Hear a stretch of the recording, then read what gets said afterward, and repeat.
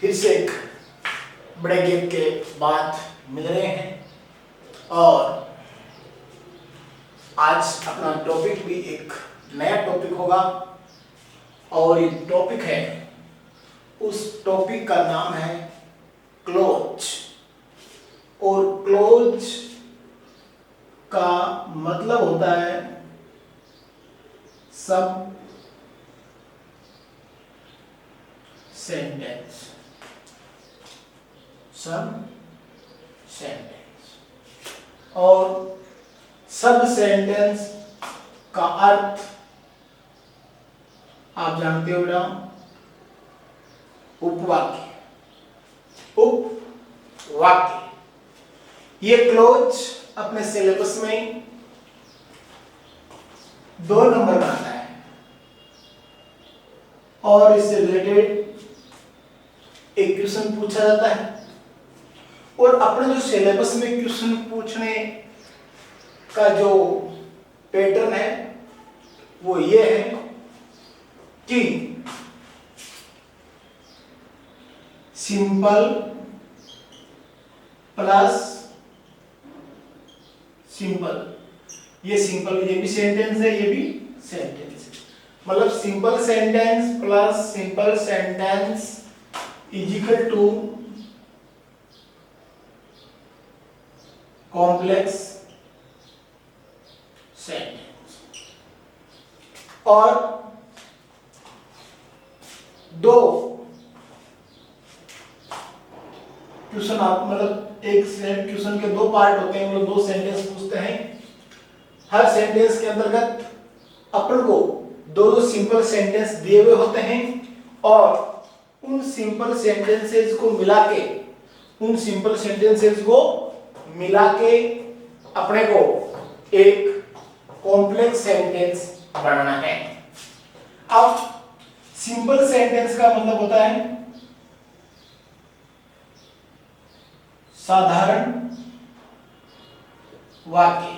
आज अपन इसका थोड़ा सा इंट्रोडक्शन चलाएंगे, क्योंकि कोई भी कार्य करने से पहले उसकी रूपरेखा तैयार करना, उस पूरे को समझना कि ये मामला है क्या, ये बहुत जरूरी है। तो अपन आज ये समझेंगे क्लोज नाम का जो हाबू है वो है क्या, ये किस प्रकार से अपनी जकड़ में आएगा, अपन किस प्रकार से इससे रूबरू होते हैं। तो बेटा सिंपल सेंटेंस का मतलब होता है साधारण वाक्य, कॉम्प्लेक्स सेंटेंस का मतलब होता है जटिल वाक्य, जटिल वाक्य।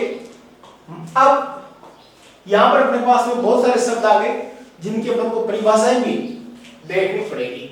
सबसे पहले जो वर्ड है वो है सेंटेंस। क्यों?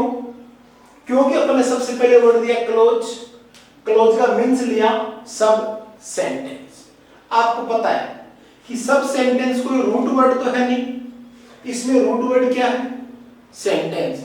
सब तो इसके साथ में प्रीफिक्स के रूप में जुड़ा हुआ है, तो एक नया शब्द बना हुआ है। तो मतलब उपवाक्य से भी पहले वाक्य बना। तो सेंटेंस शब्द का अर्थ होता है बेटा वाक्य। अब वाक्य किसे कहते हैं? वाक्य किसे कहते हैं? शब्दों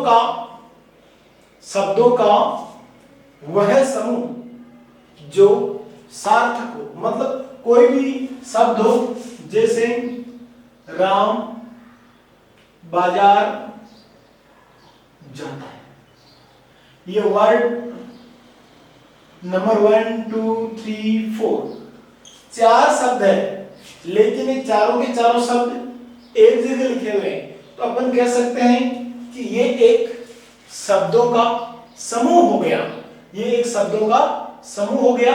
लेकिन क्या इन शब्दों के समूह से आपको कुछ समझने के लिए मिला? आपको कोई अर्थ मिला क्या? तो भाई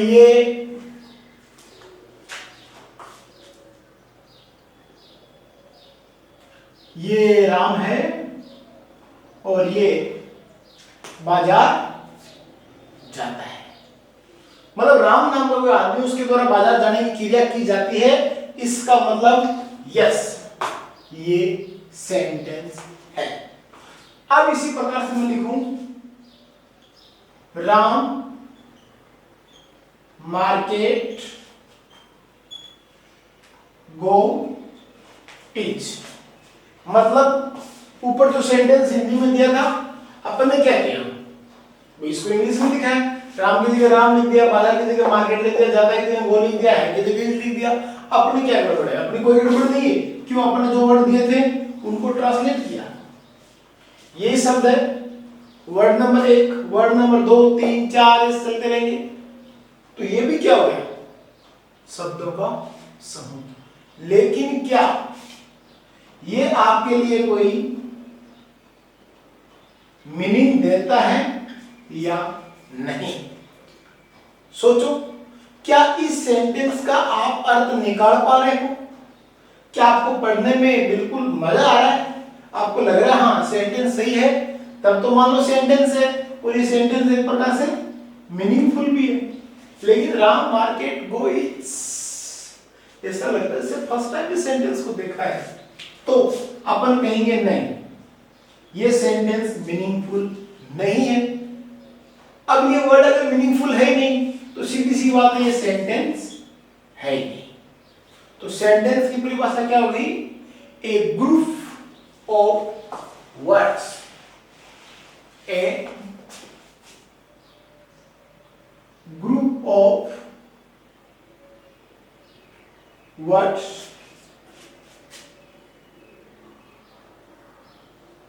that has a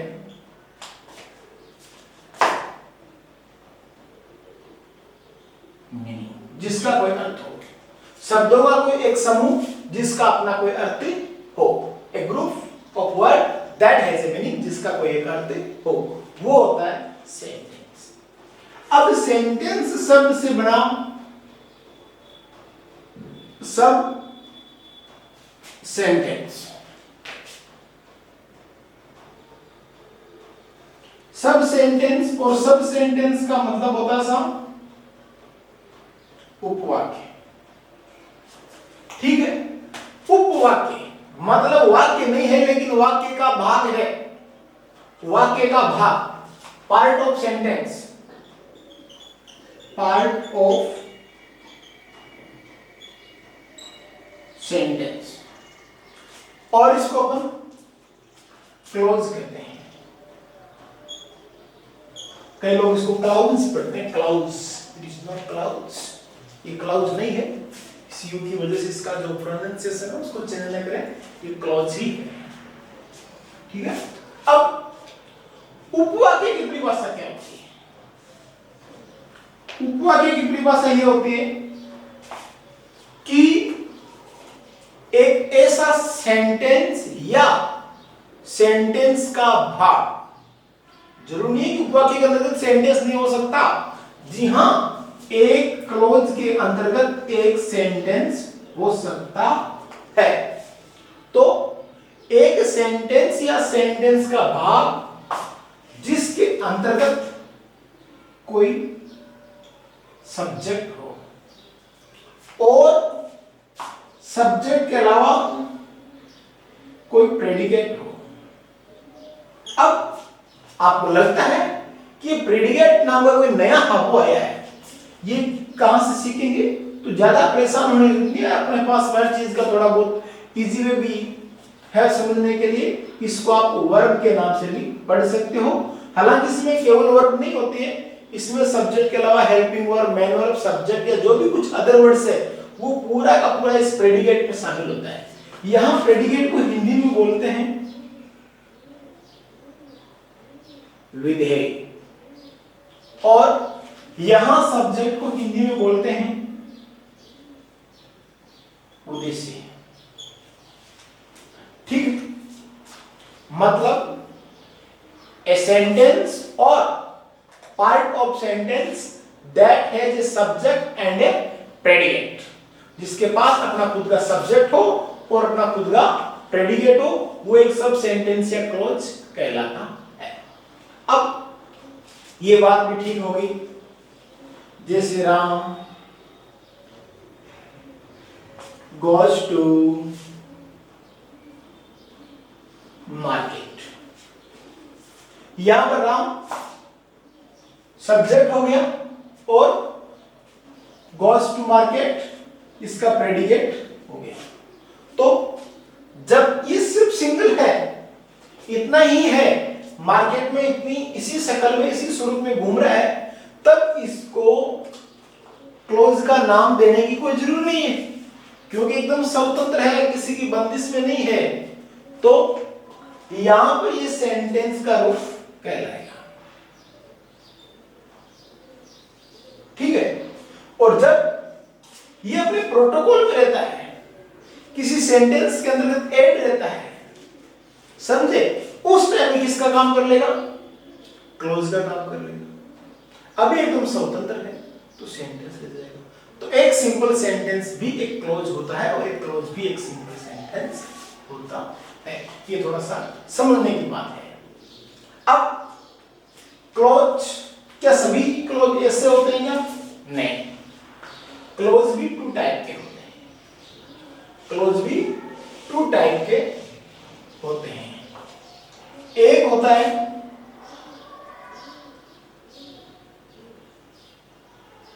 डिपेंडेंट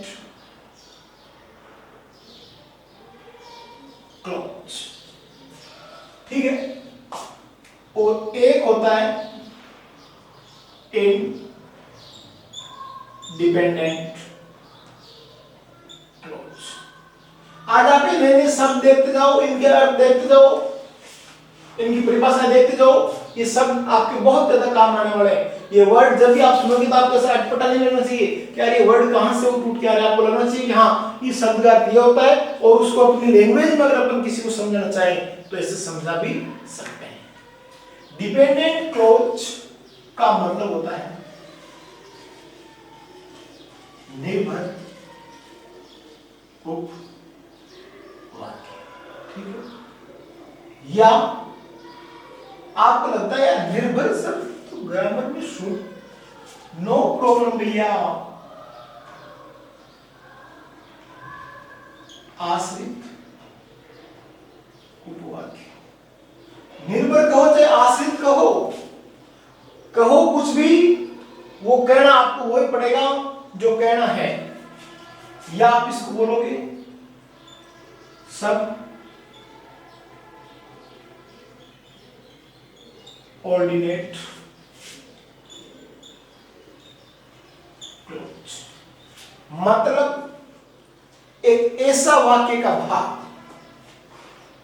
जो होता तो मीनिंगफुल है, बट अपना मीनिंग, अपना अर्थ वो खुद रेफर नहीं कर सकता। स्वतंत्र होता है लेकिन अर्थ के मामले में नहीं लिख सकते उसको आप, लेकिन वो अपना अर्थ नहीं दे सकता। वो किसी न किसी दूसरे उपवाक्य के ऊपर निर्भर रहता है, उसके ऊपर आश्रित रहता है। जैसे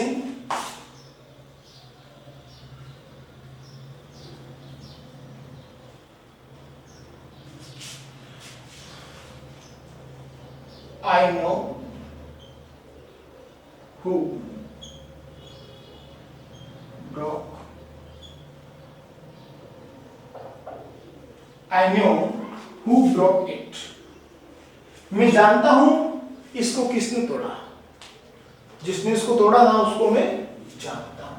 अब I knew, मैं जानता हूं किसको, किसको, यह अर्थ यहां से आ रहा है क्या, किसको जानते हो।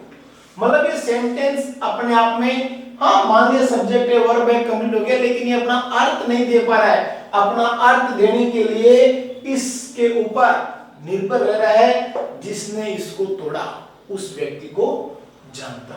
अपन कह सकते हैं कि इस प्रकार से जो क्लोज होते हैं, जो अपना खुद का अर्थ नहीं दे पाते हैं, अपने आप में एक सिंपल सेंटेंस होते हुए भी, अपने आप में क्लोज होते हुए भी अपना खुद का अर्थ नहीं दे पाते हैं, वो ही तो सब ऑर्डिनेट क्लोज होते हैं या डिपेंडेंट क्लोज होते हैं। अब डिपेंडेंट क्लोज के बाद आता है इंडिपेंडेंट क्लोज। इसका मतलब होता है स्वतंत्र उपवाक्य, या इसको ज्यादातर इसके नाम से जानते हैं, मेन क्लोज के नाम से, जिसका मतलब होता है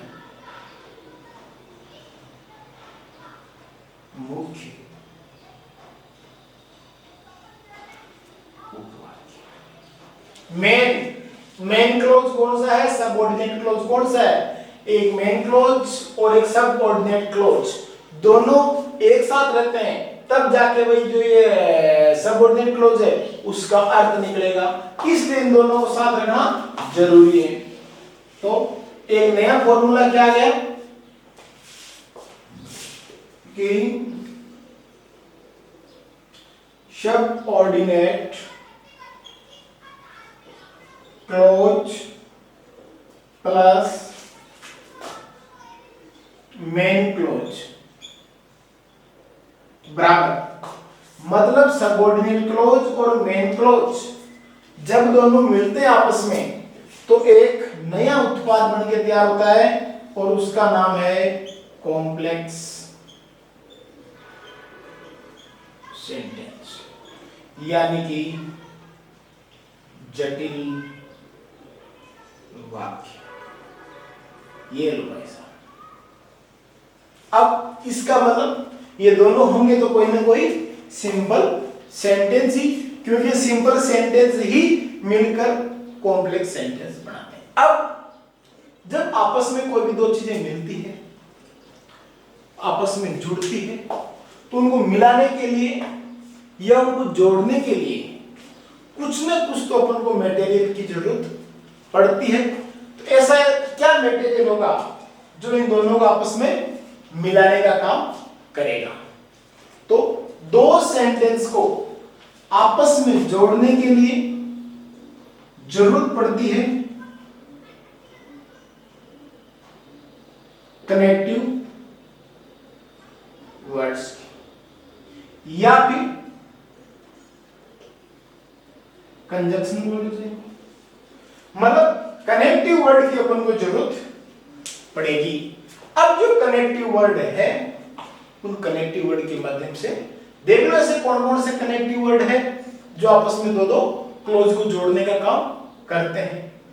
अब जो कनेक्टिव वर्ड है उनको कैसे काम में लेना है, किस प्रकार के क्लोज के साथ कौन सा कनेक्टिव वर्ड शूट होता है और किसको जोड़ने के क्या क्या नियम है, ये पूरे के पूरे नियम ही अपने सिलेबस में, बस एक क्लोज बहुत बड़ा टॉपिक है लेकिन अपने सिलेबस में इतना है कि दो क्लोज, एक सबऑर्डिनेट क्लोज होगा, एक मेन क्लोज होगा, और दोनों क्लोजों को आपस में एक कनेक्टिव वर्ड से जोड़कर कॉम्प्लेक्स सेंटेंस में चेंज करना है।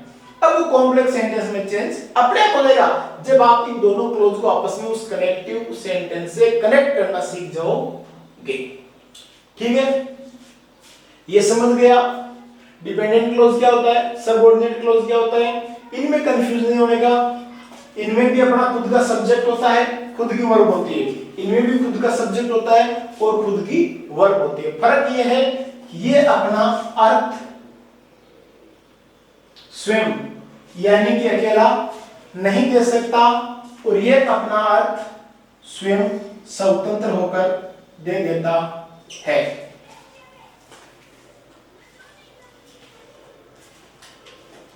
अब अपन को कैसे पता चलता है कि इनमें से कौन स्वतंत्र है और कौन परतंत्र है? भैया पहला काम तो है पढ़ने का, पढ़ो मतलब सेंटेंस को पढ़ो। सेंटेंस को पढ़ने के बाद देखो किसका अर्थ कंप्लीट अपने को बिना कंजंक्शन और कंजंक्शन से पहले जो भी वर्ड काम में आया है वो उसके बिना आ रहा है। जब अर्थ पूरा समझ में आ रहा है तो सीधी सी बात है वो सेंटेंस हो गया मेन। वापिस एक बात और पढ़ो और उसके बारे में सोचो कि क्या इसका अर्थ मेरे को कंजंक्शन या कंजंक्शन के अलावा और भी जो कुछ वर्ड है उनके बिना समझ में आ रहा है, नहीं आ रहा है? नहीं आ रहा है मतलब सबऑर्डिनेट, आ रहा है मतलब मेन क्लोज।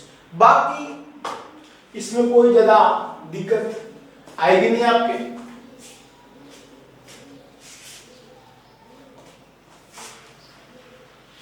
अब हर प्रकार का जो कंजक्शन वर्ड है उसके सबके अलग अलग स्ट्रक्चर है, सब अलग अलग सिस्टम है अपने पास। तो आज तो अपन सिर्फ इसके इंट्रोडक्शन के बारे में पढ़ेंगे, वो कंजक्शन कौन कौन से हैं, उनको किस किस कैटेगरी में डिवाइड किया गया है, वो अपन अगली क्लास में देखेंगे। जैसे दो सेंटेंस हैं,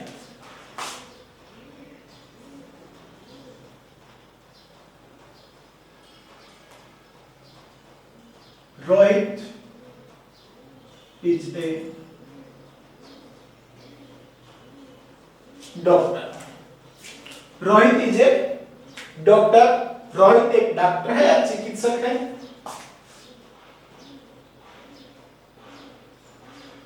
ही इज माय फ्रेंड, वह है मेरा दोस्त। दोनों के दोनों मैं ये कहूंगा कि सिंपल सेंटेंस है, या मैं ये कहूंगा कि दोनों के दोनों ही कोई ना कोई क्लोज है। क्यों? देखिए भैया, सिंपल सेंटेंस और क्लोज की स्ट्रक्चर सेम होती है, उसका अपना खुद का सब्जेक्ट होता है, ये इसका सब्जेक्ट है, ये इसका सब्जेक्ट है, उनमें अपनी खुद की वर्ब होती है, ये आपके हो तो प्रेडिकेट अपना खुद का होता है अपना खुद का। अब जब इनके पास में सब कुछ अपना है, तब ये सिंपल सेंटेंस भी कहलाने के हकदार है और क्लोज भी कहलाने के हकदार है। अब रही बात ये, अपन का मेन टॉपिक है क्लोज, तो अपन बात करेंगे क्लोज की। अपने लिए दोनों के दोनों क्या है? क्लोज। ये भी एक वाक्य का टुकड़ा है, ये भी एक वाक्य का टुकड़ा है, लेकिन क्लोज कितने प्रकार के होते हैं? दो प्रकार के। एक का नाम है डिपेंडेंट क्लोज, एक का नाम है इंडिपेंडेंट क्लोज। रोहित, ये रोहित है, ये कैसा डॉक्टर है, समझ गए पूरी बात? He is my friend, वह मेरा दोस्त है, वो है। मैं कहूं आपको यार वो मेरा दोस्त है, आपके दिमाग की नसें सटक जाएगी, या पर वह कौन है? भाई किसी का नाम तो पता ही नहीं, वह मेरा दोस्त है, वह कौन है? तो यहां पर ये सेंटेंस अपना अर्थ देने के लिए अपने आप में मीनिंगफुल है, बट ये मीनिंगफुल 100% बनने के लिए फर्स्ट क्लॉज के ऊपर डिपेंडेंट है। वह कौन? रोहित, या रोहित इज डॉक्टर, डॉक्टर। बस इसमें अपन कोई क्वेश्चन नहीं पूछेंगे, मेरे पास में बाकी क्वेश्चन आ जाएगा। तो ये क्या हो गया सब? मेन क्लॉज हो गया, ठीक है। ये क्या हो गया सब? सबऑर्डिनेट क्लॉज हो गया, ठीक है, हो गई पहचान। अब अपन को कह दिया ये दो सेंटेंस लिखे हुए आएंगे, ये मेन क्लॉज सबऑर्डिनेट क्लॉज लिखा हुआ नहीं आता है, ये अपन को खुद को पहचानना पड़ता है। अपन को क्यों कहा जाएगा कि आपको एक कॉम्प्लेक्स सेंटेंस पढ़ना है। कई बार क्या होता है, जनरली ऐसा होता है, लगभग 90% क्या 98% तक बोर्ड आपके 10th क्लास की बोर्ड एग्जाम में उनमें ये जो कंजक्शन वर्ड है, किस वर्ड से आपको इनको कनेक्ट करना है, वो वर्ड दिया हुआ होता है, और 2% ऐसे चांस है नहीं भी होते। हालांकि क्लोज का जो टॉपिक है उसको 10th क्लास के अलावा हटके अपन अपने ग्रामर पे पढ़े, तब ये कि भी कोई जरूर नहीं है कि किस वर्ड से आपको कनेक्ट करना है, वो वर्ड आपको दिया हुआ ही हो। अब सोचो, यहां रोहित क्या है?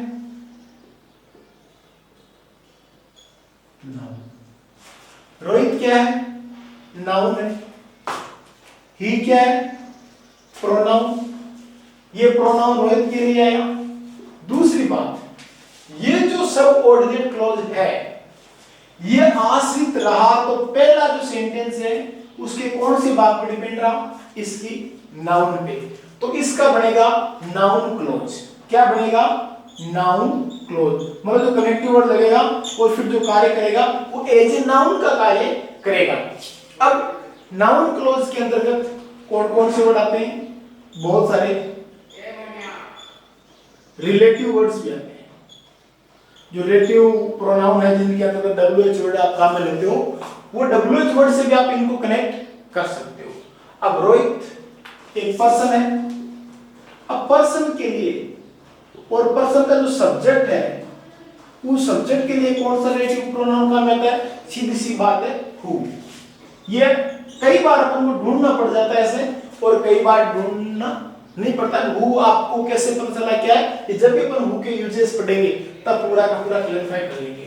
तो रोहित, अब ये रोहित है, who is my friend is a doctor. Rohit कौन सा? जो मेरा भाई है, जो मेरा दोस्त है वो एक चिकित्सक है। ये ऐसा लिख दीजिए पूरा, Rohit is a doctor who is my friend. इस प्रकार से क्लोज बनाना सीखना आपको। जो अगली जो क्लास होगी उसमें कंजक्शन बाय कंजक्शन, मतलब एक कंजक्शन के बाद दूसरा कंजक्शन जोड़ते हुए हर कनेक्टिव वर्ड के क्या क्या यूजेज होते हैं वो पूरे डिटेल से पढ़ाया जाएगा। आज इसका इंट्रोडक्शन था, इनके बारे में आप थोड़ा सा होमवर्क करें, मतलब इनके बारे में आप पढ़े तैयारी करें, फिर आगे जो क्लास होगी उसमें इंटरेस्ट बढ़ जाएगा। ठीक है, आज के लिए थैंक्स।